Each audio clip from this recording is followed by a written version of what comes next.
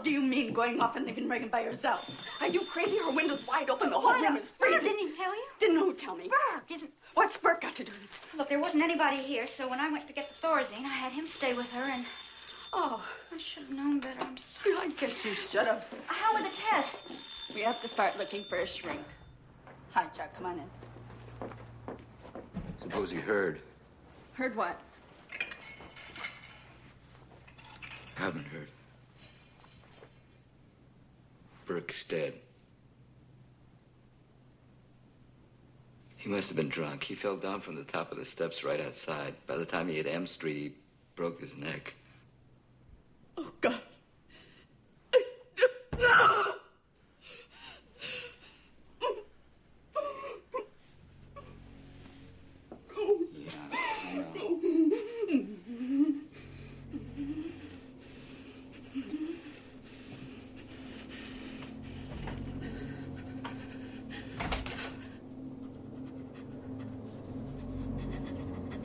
Shit.